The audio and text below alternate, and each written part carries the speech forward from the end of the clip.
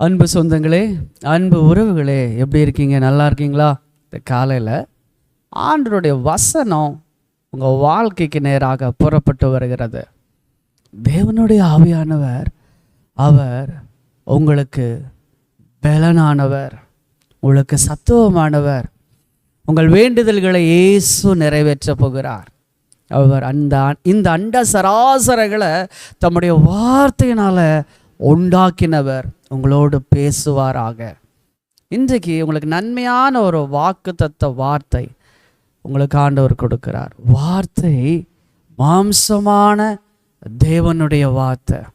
கர்த்தருடைய பிள்ளையே பாருங்க, நிறைய பேர் அவங்களுக்கு ஆசை என்ன தெரியுமா? நல்ல குழந்தை பிறக்கணும். ஃபஸ்ட்டு ஒரு பையனுக்கு ஒரு பொண்ணுக்கு என்ன விருப்பம்னா, நல்ல ஒரு பொண்ணுக்கு நல்ல ஒரு மணமகன் வரணும், ஒரு பையனுக்கு நல்ல ஒரு பொண்ணு வேணும். அதுவும் ரொம்ப அழகாக இருக்கணும், ரொம்ப படிச்சிருக்கணும், எல்லாமே இருக்கணும், நல்லது. அதே போல் ஒரு பொண்ணுக்கு அதே மாதிரி நல்ல ஒரு அழகான பையன், நல்ல ஐடி ஃபீல்டு இருக்கிற நல்ல சம்பாதிக்கிற பையன் வேணும், நல்ல ஒரு கோடீஸ்வரனாக இருக்கணும், நல்லது. வெல் செட்டில்டாக இருக்கணும், நல்லது.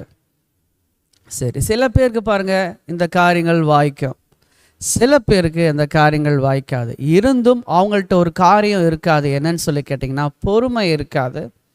ரெண்டாவதான காரியம், கர்த்தரிடத்தில் ஆலோசனை கேட்க மாட்டாங்க. சரியா? ரெண்டாவது, திருமணத்தின் காரியம் அப்படி. குழந்தை செல்வம், இந்த குழந்தை செல்வத்துக்கும் பார்த்தீங்கன்னா, குழந்தை பிறக்கல அப்படின்னா ஒவ்வொரு டாக்டர்கிட்டையாக போகிறது, ஒவ்வொரு வைத்தியத்தையாக பார்க்கிறது.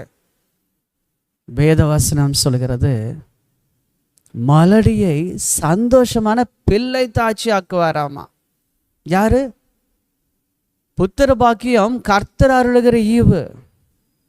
நாம் கருத்தோட பிள்ளையே, அதை நம்ம புரிஞ்சுக்கணும்.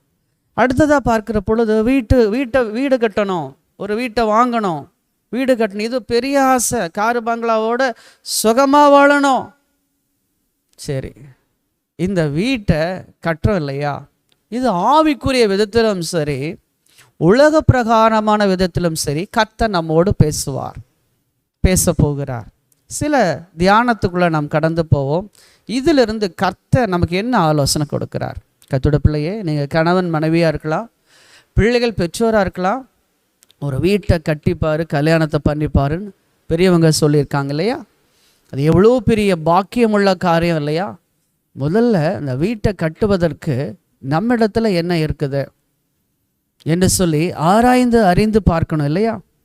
கர்த்தருடைய வேத வசனம் சொல்லுகிறது, இயேசு கிறிஸ்து சொல்லுகிற காரியம். லூக்கா எழுதின நற்செய்தி நூல் 14ஆம் அதிகாரம் 28வது வசனத்திலிருந்து நான் வாசிக்கிறேன், கேளுங்க.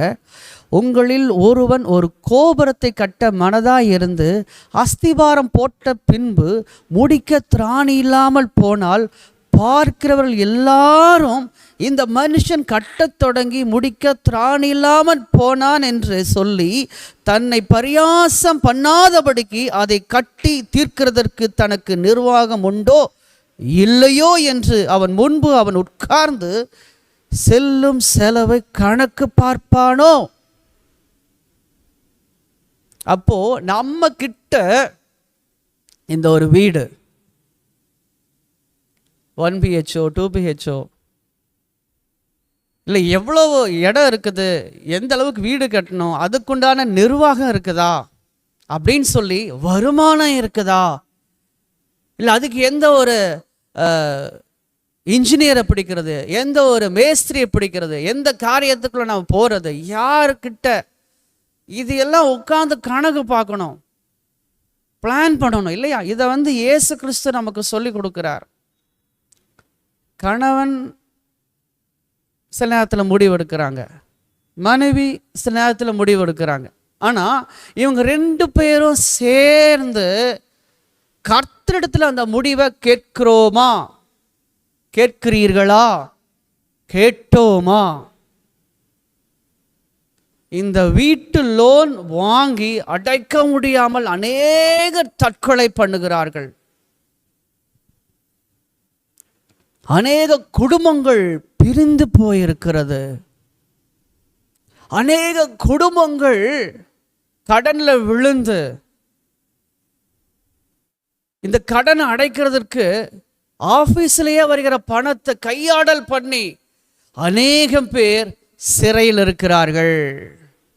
கர்த்தருடைய பிள்ளையே, இன்றைக்கு கணவன் மனைவிக்கு இடையில மனைவி கிட்ட ஆண்டவர் சொல்ற காரியத்தை குறித்து நாம் பார்க்க போகிறோம். கடைசியா அவங்களுக்கு ஒரு வார்த்தையை ஆண்டவர் வச்சிருக்கிறார் வாக்குத்தத்தமா. அதை ஆண்டவர் உங்களுக்கு தரப்போகிறேன் என்று சொல்லுகிறார். ஆம் கர்த்தருடைய பிள்ளையே, இந்த நாளில் அப்போ அந்த காரியத்தை நாம் பார்க்கலாம். நீதிமொழிகள் 14ஆம் அதிகாரம் 1ஆம் வசனத்தில், புத்தியுள்ள ஸ்திரீ தன் வீட்டை கட்டுகிறாள், புத்தியில்லாத ஸ்திரீயோ தன் கைகளினால் அதை இடித்து போடுகிறாள். யாரை குறித்து சொல்லப்படுகிறது? ஒரு பெண்ணை குறித்து சொல்லப்படுகிறது. அருமையான அன்பு சகோதரியே, உங்களை பார்த்து தேவன் ஒரு காரியத்தை சொல்றாரு. நீதிமொழிகள் 19ஆவது அதிகாரம் 14ஆவது வசனத்துல சாலமோன் ஞானி எழுதி வைத்திருக்கிறாரு. வீடும் ஆசையும் பிதாக்கள் வைக்கும் சுதந்திரம், புத்தியுள்ள மனைவியோ கர்த்தர் அருளும் ஈவு. அப்போ ஆண்டவர் புத்தியுள்ள மனைவி அப்படிங்கிறாரு. அது கர்த்தர் அருளுகிற ஈவு. மனைவியானவள் புருஷனுக்கு கிரீடமாய் இருக்கிறாளாமா. மனைவியை கண்டடைகிறவன் நன்மையை கண்டடைகிறான் என்று வேதம் சொல்லுகிறது. அப்போ குடும்பத்தை கட்டக்கூடிய மிக முக்கியமான காரியம் யார்கிட்ட இருக்குங்க? புத்தியுள்ள பெண்ணிடத்துல இருக்கிறது, புத்தியுள்ள மனைவியிடத்துல இருக்கிறது. கர்த்தரோட பிள்ளையே, நமக்கு ஆசை ரொம்ப இருக்கலாம், அந்த வீட்டை கட்டணும், இந்த இடத்தை வாங்கி போடணும், எல்லாம் ஓகே. ஆனா அதை கடனுக்கு நாம் என்ன செய்யக்கூடாது? வாங்கக்கூடாது. அதாவது நிர்வாகம் நமக்கு இருக்குதா? ஹவுஸ் லோன் வாங்கி அநேகம் பேர் வாழ்க்கையை இழந்து தவிக்கிறார்கள். இன்றைக்கு கர்த்தர் உங்களுக்கு கொடுக்கிற காரியம், நீ புத்தியா நீ காரியத்தை செய். தேவ பிள்ளையே, உன் குடும்பம் பிரிந்து விடக்கூடாது. சரி, அப்போ எப்படிதான் நான் வீட்டை கட்டுறது? எப்படிதான் நான் வீடு வாசல் வாங்கி போறது? எப்படிதான் வாழ்க்கையில முன்னேற்றம் இருக்குது? அதுக்குன்னு கடன் வாங்கணும்னு சொல்லி வேதம் சொல்லுதா? நீயோ கடன் வாங்காது இருப்பாய், கடன் கொடுப்பாய் என்று சொல்லப்பட்டிருக்கிறதே வேதம். சரி, மத்தேயு சுவிசேஷம் 7ஆம் அதிகாரத்தில் வாசிக்கிற பொழுது, ஆகையால் நான் சொல்லிய இந்த வார்த்தைகளை கேட்டு இவைகளின்படி செய்கிறவன் எவனோ அவனை கன்மலையின் மேல் தன் வீட்டை கட்டின புத்தியுள்ள மனுஷனுக்கு ஒப்பிடுவேன். இப்போ கணவனை குறித்து, ஒரு மனிதனை குறித்து சொல்லப்படுகிறது, ஆண்களை குறித்து. நான் சொல்லி இந்த வார்த்தைகளை கேட்டு இவைகளின்படி செய்கிறவன் எவனோ அவனை கன்மலையின் மேல் தன் வீட்டை கட்டின புத்தியுள்ள மனுஷனுக்கு ஒப்பிடுவேன். பெருமழை சொரிந்து பெருவெள்ளம் வந்து காற்று அடித்து அந்த வீட்டின் மேல் மோதியும் அது விழவில்லை, ஏனென்றால் அது கன்மலையின் மேல் அஸ்திபாரம் போடப்பட்டிருந்தது. கன்மலையாகிய இயேசு கிறிஸ்துவின் மேல அஸ்திபாரம் போடணும். அது என்ன அஸ்திபாரம் அப்படின்னா, அவர் உங்களுக்கு என்ன எந்த இடம்னு சொல்றாரு, என்ன பிளான் கொடுக்கிறாரு, எப்படி செய்ய சொல்றாருன்னு அவர் சொல்ற காரியத்தை குறித்து நம்ம அறிந்து செய்யணும். பாருங்க 26ஆம் வசனம், நான் சொல்லி இந்த வார்த்தைகளை கேட்டு இவைகளின்படி செய்யாதிருக்கிறவன் எவனோ அவன் தன் வீட்டை மணலின் மேல் கட்டின புத்தி இல்லாத மனுஷனுக்கு ஒப்பிடப்படுவான். ஆண்டவர் சொல்லாம செய்யக்கூடாது. அது திருமணமாக இருந்தாலும் சரி, அது வீடு கட்டுற காரியமாக இருந்தாலும் சரி, அது பிள்ளை பேரு கர்த்தர் அருளுகிற ஈவுங்க. பிஸ்னஸ் காரியமாக இருந்தாலும் சரி, ஒரு காலேஜில் சேர்க்கிறதா இருந்தாலும் சரி, ஒரு கார் வாங்குறதா இருந்தாலும் சரி, ஒரு மோட்டர் பைக் வாங்குறதா சரி, கர்த்தரத்தில் கேட்கிறோம். அதான் சொல்றாரு, அவர் சொல்றபடி கேட்கிறவன் எப்படி அஸ்திபாரம்னா கண்மலையின் மேல் அஸ்திபாரம் போடப்பட்டிருக்கிறவனா இருக்கிறானாமா. அது எவ்வளோ பெரிய காற்று வந்தாலும், எவ்வளோ பெரிய மழை வந்தாலும், எவ்வளவு வெள்ளம் வந்தாலும், அடிச்சாலும் ஒன்றும் ஆகாது.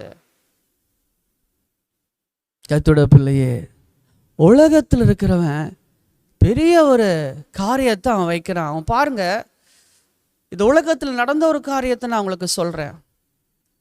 எனக்கு தெரிந்த ஒரு மனிதன், அவனுக்கு கடவுள் கொடுத்த ஒரு காரியம் என்னன்னா, ஒரு கிரைண்டர் பிஸ்னஸ் அவன் பண்ணிட்டு இருக்கிறான். அந்த கிரைண்டர் பிஸ்னஸை அவன் முறையாக செஞ்சுட்டு இருக்கான். இவனுக்குள்ள ஒரு காரியம் என்னன்னு சொல்லி கேட்டிங்கன்னா, அவனுக்கு 1 கோடி ரூபாயில வீடு வாங்கணுமாமா. எத்தனை கோடி ரூபாய்? அவன் மனசு நினைக்கிறான். சரி, அதற்கு அவனுக்கு நிர்வாகம் இருக்கிறதா? அதற்கு அவனால முடியுமா? இவன் மனசில் நினைக்கிற ஒரு காரியம், நான் வீடு கட்டக்கூடாது, வீடு வாங்கணும் அப்படின்னு அவன் நினைக்கிறான். சரி, அதுக்கு என்ன செய்யறதுன்னு யோசனை பண்ணிட்டு இருந்தவன், அவன் நல்லா கிரைண்டர் தொழில் பண்றவன், அவன் நல்ல ஒரு பிளான் பண்றான். என்ன பிளான் பண்றான்னா, கிரைண்டர் எப்படி செய்யணும், புதுசாக ஒரு கிரைண்டரை வடிவத்தை உண்டாக்கணும்னு நினச்சிட்டு அதுக்கு ஒரு ஸ்கெட்சு போடுறான். அதற்குண்டான காரியத்தையெல்லாம், அதனுடைய வடிவமைப்பு இப்படித்தான் இருக்கணும், அதற்குண்டான ரகசியமான அந்த என்ன சொல்றது, ரிமோட்டில் பண்ணுற மாதிரி எல்லா காரியத்தையும் அவன் என்ன செய்யறான், அதோடைய பிளானை அவன் செஞ்சு வச்சு வெளிநாட்டுக்கு அவன் என்ன செய்யறான், அவன் விற்கிறான். வெளிநாட்டிலேருந்து வாங்குறவங்க இந்த பிளானை நீங்கள் யாருக்கு சொல்லக்கூடாதுன்னு சொல்லிட்டு அவங்க ஒரு அக்ரிமெண்ட் போடுறாங்க. பாருங்க, இதற்கு என்ன தொகை அவங்க கொடுத்தாங்க தெரியுமா? 1 கோடி ரூபாய். இந்த உலகத்தில் இருக்கிறவனோட ஞானம், கடன் வாங்கக்கூடாது. எனக்கு இந்த செய்தியே அதுதான். தேவ பிள்ளையே, இந்த புது மாதம் தேவன் உங்களுக்கு ஒரு அற்புதத்தை கொண்டு வருகிற மாசமாக இருக்கும். நீங்கள் நினைக்கிறீங்களா, ஐயோ நான் விழுந்துட்டேன், நான் என்ன செய்யறது, ஐயா நான் விழுந்துட்டேன், ஐயோ இப்பொழுது குடும்பம் பிரிகிற மாதிரி சூழ்நிலை. நீங்கள் மறுபடியும் அதே வார்த்தையை சொல்கிறீங்க. நீங்கள் நினைக்கலாம் தேவ பிள்ளையே, ஆனால் கர்த்தர் நினைக்கிற நினைவு இருக்கு பாருங்க, அவர் உங்கள் நினைவாக இருக்கிறாரு. நீங்கள் உங்கள் நினைவு அவர் நினைவு கிடையாது. இப்போ அந்த 1 கோடி ரூபாய் வீட்டு வாங்கி அவ்வளோ ஒரு சந்தோஷமாக அவங்க இருக்கிறாங்க. இன்னைக்கும் சொல்கிறேன், உங்கள் கையில் செய்வதெல்லாம் வாய்க்க போகுது. நீங்கள் நம்புறீங்களா? நீ செய்வதெல்லாம் வாய்க்கும் மகளே, நீ செய்வதெல்லாம் வாய்க்கும் மகனே. துன்மார்க்கனுடைய ஆலோசனையில் நடக்காத, மற்றவங்களுடைய ஆலோசனை நடக்காத, பாவங்களுடைய வழியில நீ நிற்கவே நிற்காத. பரியாசம் பேசுறாங்க அவங்க இடத்துல உட்காரவே உட்காராத. கர்த்தருடைய வேதத்தில் நீ முதல்ல பிரியமா இருக்கணும். எதுல பிரியமா இருக்கணும்? கர்த்தருடைய வார்த்தை. அந்த வார்த்தை அதானே சொல்லுது, என்னுடைய வார்த்தையின்படி செய்கிறவன். நான் சொல்லிய வார்த்தை, எந்த இடம் எங்க என்ன செய்யணும், அவருடைய வார்த்தையின் படி நம்ம செய்யும் பொழுது, அவர் வார்த்தையின் மேல் பிரியமா இருக்கும் பொழுது, இரவும் போல் அதையவே தியானிங்க, உங்களுக்கு பாக்கியம் உண்டாகும். அவன் செய்வதெல்லாம் வாய்க்கும் என்று வேதம் சொல்கிறது. பாருங்க, அவன் நீர்க்கால் ஓரமாய் நடப்பட்டு தன் காலத்தில் தன் கனியை தந்து இலையுதிராது இருக்கிற மரத்தை போல் இருப்பான். அவன் செய்வதெல்லாம் வாய்க்குமாமா. அருமையான அன்பு சகோதரனே, அன்பு சகோதரியே, அன்பு பிள்ளைகளே, நீங்கள் செய்வதெல்லாம் வாய்க்க போதுப்பா. இதுவரைக்கும் இருந்தது போகட்டும். கர்த்தர் ஒரு பெரிய அதிசயத்தை உன் வாழ்க்கையில் ஆண்டவர் வைத்திருக்கிறேன் என்று இந்த வசனத்தின் ஊடாக வைத்திருக்கிறார். கர்த்தருடைய பிள்ளையே, சங்கீதத்தின் புஸ்தகத்தில் 127 2ஆம் வசனம் என்ன தெரியுமா சொல்லுது? முதல் வசனம் என்ன சொல்லுது? முதல் வசனம், கர்த்தர் வீட்டை கட்டாராயில் அதை கட்டுகிறவரின் பிரயாசம் விருதா. நம்ம எவ்வளவுதான் பிரயாசப்பட்டால் அது விருதா. அப்ப கர்த்தர் வீட்டை கட்டாராகில், அவர் தான் வீட்டை கட்ட முடியும் என்று சொல்லப்பட்டு இருக்கிறது. அப்போ புத்தியுள்ள ஸ்திரீ என்ன நினைக்கணும் அப்படின்னா, கர்த்தர் தான் நமக்கு வீட்டை கட்டி கொடுக்கணும். ஒரு புத்தியுள்ள மகன் என்ன நினைக்கணும்னா, கர்த்தர் தான் நமக்கு வீட்டை கட்டி கொடுக்க முடியும். கண்மலையின் மேல் அஸ்திபாரம் போடணும், போடப்பட்டவனா இருக்கணும், அவர்கிட்ட தான் கேட்கணும். அப்படின்னு கணவனா இருக்கட்டும் மனைவியா இருக்கட்டும், அவங்க 2 பேரும் நம்மளால் அது முடியுமா? சில பேர் நினைப்பாங்க என்னால தான் முடியும். அவங்க சொல்லுவாங்க, ஆம்பளைங்க சொல்லுவாங்க, நான் சம்பாதிக்கிறேன், ஏன் தான் பண்ண முடியும். அப்புறம் காசு இல்லாமல் கந்து வெட்டிக்கு வாங்கிறது, கடனை வாங்கிறது, நண்பர்கள்ட்ட வாங்கிறது, கொடுக்க முடியலன்னா சங்கட்டம். ஒரு பழமொழி சொல்லுவாங்க, கடன் அன்பை முறிக்குமாமா. தேவப்பிள்ளையே, இது நடைமுறை வார்த்தைகள், நடைமுறை நடந்து கொண்டு இருக்கிறது. இதுக்கு என்னதாங்க செய்யணும் அப்படின்னு நீங்கள் சொல்கிறீங்கள? கர்த்தர் வீட்டை கட்டாராகில் கர்த்தனுடைய பிரயாசம் வருதா? அப்போ எனக்கு வீடே வராதா அப்படி நீங்கள் நினைக்கிறீங்கள? உங்களுக்கு ஆண்டவர் சொல்கிற வசனம் இன்றைக்கு இந்த மாதத்துக்குரிய வாக்குத்தத்தம் 1 நாளாகமத்தின் புஸ்தகம் 17வது அதிகாரம் 10வது வசனம். தாவீது ராஜா பெரிய ஆலயத்தை கட்டணும்னு சொல்லிட்டு, கேதுரு மரத்தால ஆலயத்தை கட்டணும்னு சொல்லிட்டு அவர் நினைக்கிறாரு. நாத்தான் வந்து சொல்றாப்புல, என்ன சொல்றாப்புலன்னா, நாத்தான் மூலமாய் கர்த்தர் பேசுகிற காரியம், என் சத்துருக்களை எல்லாம் கீழ்ப்படுத்தினேன், இப்பொழுதும் கர்த்தர் உனக்கு ஒரு வீட்டை கட்டுவார் என்பதை உனக்கு அறிவிக்கிறேன். இந்த மாதம் இந்த வாக்குத்தத்தம், உனக்கு நல்ல ஒரு வீட்டை ஆண்டவர் கட்டுவேன் என்று அறிவிக்கிறார். நீங்க செய்ய வேண்டியதை கர்த்தர் சொல்லிட்டாரு. அவருடைய வேதத்தில் பிரியமாயிருந்து, அந்த வசனத்தில் உறுதியாயிருந்து, உங்க விருப்பத்தை அவருக்கு தெரிவிங்க. வாசல் திறக்கப்படும்.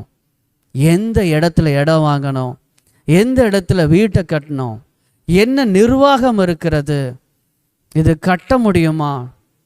உண்மையாக சொல்கிறேங்க, இந்த வசனத்தை நீங்கள் பிடிச்சுக்குங்க. இந்த மாதம், என் சத்துருக்களை எல்லாம் கீழ்ப்படுத்தினேன், இப்பொழுதும் கர்த்தர் உனக்கு ஒரு வீட்டை கட்டுவார் என்பதை அறிவிக்கிறேன். கர்த்தர் உங்களுக்கு ஒரு வீட்டை கட்டுவார். கர்த்தர் உங்களுக்கு நல்ல குழந்தை செல்வத்தை கொடுப்பார். கர்த்தர் உங்களுக்கு நல்ல ஒரு மனைவியை கொடுப்பார், புத்தியுள்ள மனைவி, நல்ல ஒரு புத்தியுள்ள கணவனை கொடுப்பார். கர்த்தருடைய பாதமே உங்களுக்கு தஞ்சமாயிருக்கட்டும். கர்த்தருடைய ஆவியானவர் இன்னைக்கு உங்களோடு பேசுகிறார், வாக்கு தத்தத்தை கொடுத்திருக்கிறார். இந்த மாதம் முழுவதும் கர்த்தருடைய வாக்கு தத்தத்தை வைத்து ஜெபியுங்கள்.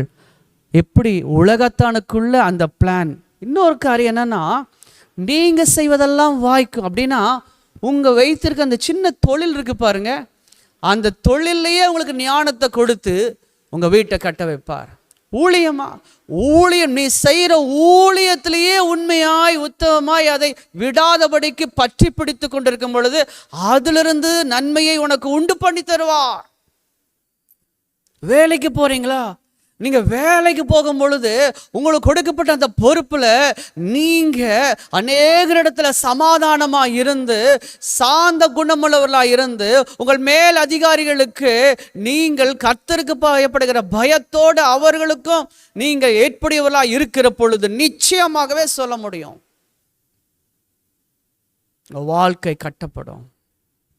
உங்களுடைய வாழ்க்கை சமாதானமா இருக்கும்.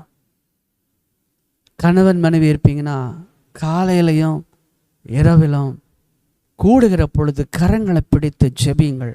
தாய் தகப்பனோடு இருப்பீர்களானால் கரங்களை பிடித்து ஜெபியுங்கள்.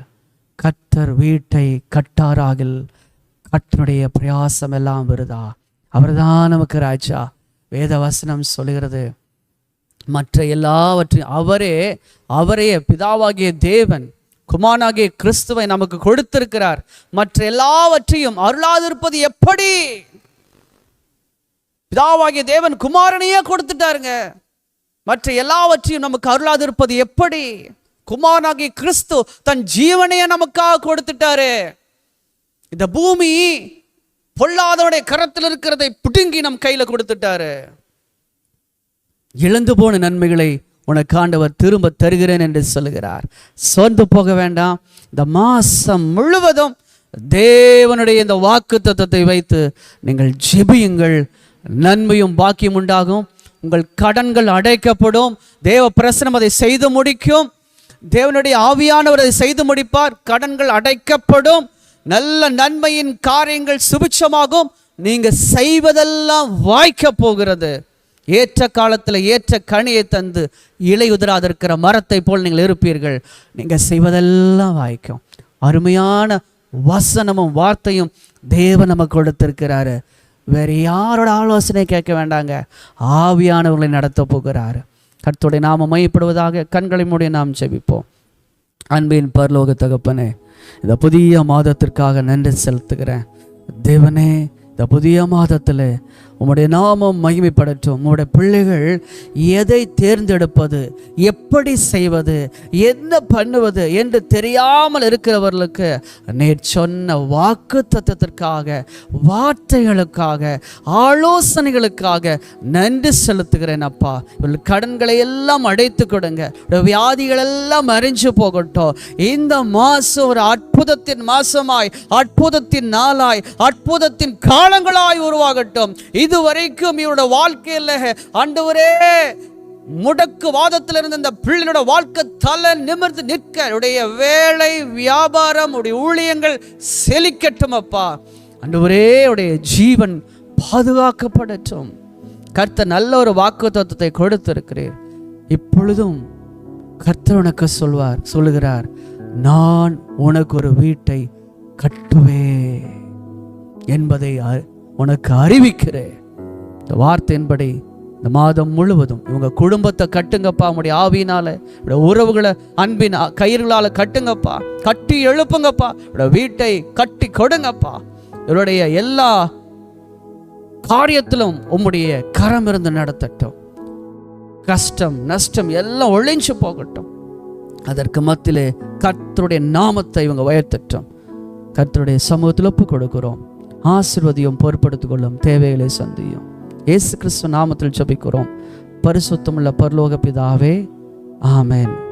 யாவரும் சேர்ந்து சொல்லுவோம். என் ஆத்துமாவே கர்த்தரை ஸ்தோத்திரி, என் முழு உள்ளமே என்னுடைய பரிசுத்த நாமத்தை ஸ்தோத்திரி.